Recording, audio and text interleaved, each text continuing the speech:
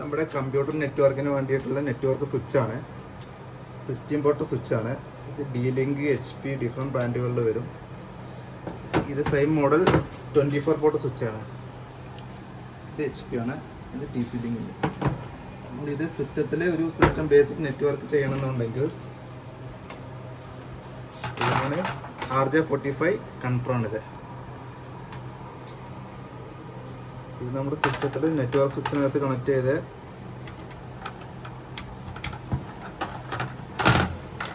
കമ്പ്യൂട്ടറിൻ്റെ ബാക്കിലും ഇതേപോലെ NIC കാർഡ് ഉണ്ടായിരിക്കും. NIC കാർഡിനകത്ത് കണക്ട് ചെയ്ത് കഴിഞ്ഞിട്ടുണ്ടെങ്കിൽ ഇതിനകത്തേക്ക് ഇൻ്റർനെറ്റ് കണക്ഷൻ കോൺഫിഗർ ചെയ്യാം. Separate ISP provider internet connection തരും. അതിന് ഇതിലേക്ക് കോൺഫിഗർ ചെയ്തിട്ട് സിസ്റ്റത്തിൽ കൊടുത്തു കഴിഞ്ഞാൽ നമുക്ക് നെറ്റ് കിട്ടും. ഇത് വൈഫൈ ആക്സസ് പോയിൻ്റ് ആണ്.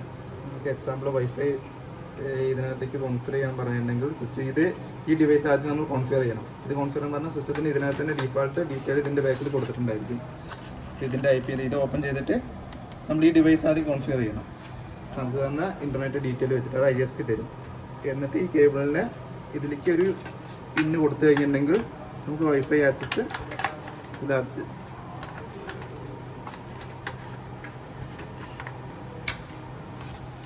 ഇത് കണക്ട് ചെയ്ത് കഴിഞ്ഞാൽ ഇവിടെ ഇൻഡിക്കേഷൻ വരും. അപ്പോൾ നമുക്ക് വൈഫൈ ആക്സസ് കിട്ടും. ഇത് ഇതേപോലെ ഫൈബർ ഒപ്റ്റിക്കൽ പാച്ച് കോഡാണ്. ഇതേ നെറ്റ്വർക്ക് കേബിളിൻ്റെ ഫൈബർ ഒപ്റ്റിക്കൽ പാച്ച് കോഡാണിത്.